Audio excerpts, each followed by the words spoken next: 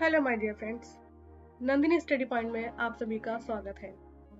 आज के अपने इस वीडियो में हम जानेंगे एब्रप्सियो प्लेसेंटा के बारे में। एब्रप्सियो प्लेसेंटा क्या होता है और इसके सिम्टम्स क्या होते हैं, कॉजेस क्या होता है, कितने टाइप के होते हैं, ट्रीटमेंट क्या होता है और इसका प्रिवेंशन क्या होता है। तो इन डिटेल से आज हम समझेंगे एब्रप्सियो प्लेसेंटा के बारे में। अगर आप चैनल पे पहली बार विजिट कर रहे हैं तो चैनल को सब्सक्राइब कर लेना, क्योंकि इस चैनल पे आपको मिलेंगे मेडिकल से जुड़ी सारी जानकारी। तो हम बढ़ते हैं अपने टॉपिक की तरफ, जो कि है एब्रप्सियो प्लेसेंटा।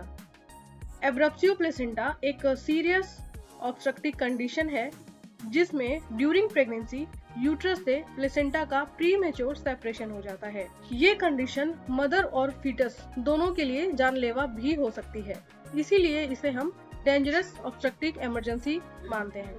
अब समझते हैं इसके पीछे कारण क्या है, क्यों हो जाता है किसी भी फीमेल में एब्रप्सियो प्लेसेंटा।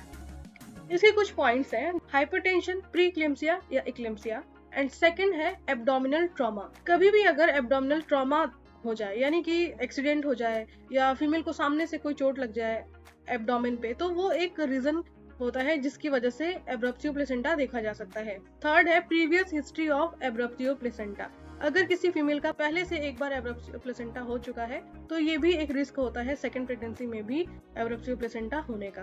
4 पॉइंट है smoking and alcohol. Smoking and alcohol से भी एब्रप्सियो प्लेसेंटा होने के चांसेस होते हैं, और कोकीन का इस्तेमाल अगर किया जाए प्रेगनेंसी में तो भी एक प्रॉब्लम देखने को मिलती है, जो कि है एब्रप्सियो प्लेसेंटा। 5वां है मल्टीपल प्रेगनेंसी। 6th पॉइंट है पॉलीहाइड्रोमनियोस। पॉलीहाइड्रोमनियोस में होता यह है कि एमनियोटिक फ्लूइड का लेवल बहुत ज्यादा बढ़ जाता है, तो उसे हम पॉलीहाइड्रोमनियोस कहते हैं। ये भी एक रीजन होता है एब्रप्सियो प्लेसेंटा कॉज करने का। 7th पॉइंट है sudden decrease uterine size. Sudden decrease uterine size का मतलब ये है कि अगर किसी फीमेल का वाटर ब्रेक हो जाए तो अचानक से क्या होता है, एमनियोटिक फ्लूइड गिर जाता है। तो जब एमनियोटिक फ्लूइड गिरता है तो यूट्रस का साइज कम हो जाता है। तो अगर ये सडन देखा जाए, यानी यूराइन की साइज अगर डिक्रीज होती है सडन, तो ये भी एब्रप्सियो प्लेसेंटा कॉज कर सकता है। Types of placenta. Types of placenta में 3 टाइप्स ऑफ प्लेसेंटा होते हैं। सबसे पहला होता है कंसील्ड हेमरेज, दूसरा होता है रिवील्ड हेमरेज, एंड थर्ड होता है मिक्स टाइप। कंसील्ड हेमरेज में ब्लड यूट्रस के अंदर ही रहता है, बाहर सो नहीं होता है। जैसा आप इमेज में देख रहे हैं, जो लाइनिंग बनी है प्लेसेंटा और यूट्रस की, उसमें क्या है कि अंदर ही ब्लड एक्यूमुलेट हो रहा है, पर बाहर एक्सटर्नली सो नहीं होता है। उसे हम कंसील्ड बोलते हैं, कंसील्ड हेमरेज। एंड सेकंड होता है रिवील्ड हेमरेज। रिवील्ड हेमरेज में क्या होता है, ब्लड वेजनली बाहर आ जाता है। एंड थर्ड है मिक्स टाइप। मिक्स टाइप जो कि कुछ ब्लड वेजनली बाहर आता है और कुछ प्लेसेंटा और यूट्रस के बीच में ही एक्यूमुलेट होता है, इसे हम मिक्स टाइप कहते हैं। तो एब्रप्सियो प्लेसेंटा के ये 3 टाइप होते हैं, कंसील्ड, रिवील्ड एंड मिक्स। आप समझते हैं कि इसकी डायग्नोसिस क्या होता है, कैसे हम पहचानते हैं या किस तरीकों से हम पहचान सकते हैं कि एब्रप्सियो प्लेसेंटा हुआ है।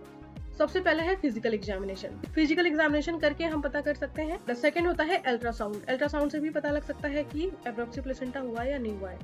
Non stress test.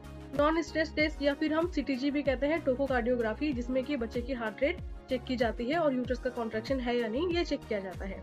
तो इसके भी थ्रू हम डायग्नोसिस कर सकते हैं। एंड नेक्स्ट है CBC, coagulation and blood typing. इसके थ्रू भी हम पता लगा सकते हैं। अब बात करते हैं ट्रीटमेंट का। अगर माइल्ड कॉजेज है तो हम पेशेंट को स्ट्रिक्ट बेड रेस्ट की सलाह देंगे एंड आईवी फ्लूइड देंगे। सीवियर केस में क्या होता है, इमीडिएट डिलीवरी कराई जाती है by LSCS. And blood transfusion, अगर ब्लड बहुत ज्यादा लॉस हुआ है तो ब्लड ट्रांसफ्यूजन भी किया जाता है। एंड नेक्स्ट है ICU monitoring for baby and mother, दोनों के लिए ही आईसीयू मॉनिटरिंग जरूरी होता है। अब बात करते हैं मेडिकेशन की। अगर एब्रप्सियो प्लेसेंटा का रीजन हाइपरटेंशन है तो एंटी हाइपरटेंसिव ड्रग दी जाती है, जैसे इक्लेम्सिया और प्रीक्लेम्सिया को ट्रीट करने के लिए मेडिसिन दी जाएगी। नेक्स्ट होता है कॉर्टिकोस्टेरॉइड। अगर प्री मेच्योर लेबर होने के चांसेस हैं तो बच्चे के लंग्स को मेच्योर करने के लिए कॉर्टिकोस्टेरॉइड ड्रग्स दिए जाते हैं मदर को। अब बात करते हैं प्रिवेंशन का, कि क्या किया जाए कि एब्रप्सियो प्लेसेंटा को होने से ही प्रिवेंट कर दे।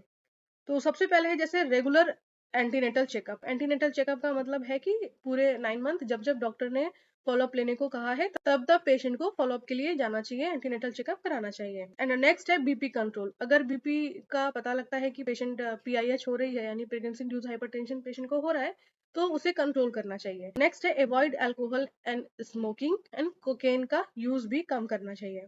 एंड नेक्स्ट है healthy life style, and healthy diet को फॉलो करना चाहिए। तो आज के इस वीडियो में हमने जाना एब्रप्सियो प्लेसेंटा के बारे में। एब्रप्सियो प्लेसेंटा क्या होता है, कैसे होता है, इसके रीजन क्या है, इसके सिम्टम्स क्या है, ट्रीटमेंट क्या है और मेडिकेशन क्या होता है, और साथ ही साथ इसके प्रिवेंशन क्या होते हैं। होप सो आपको एब्रप्सियो प्लेसेंटा के बारे में ये जानकारी अच्छी लगी होगी। फिर हम मिलेंगे ऐसे ही अपने नेक्स्ट किसी इंपॉर्टेंट वीडियोस के साथ। तब तक के लिए टेक केयर, बाय बाय।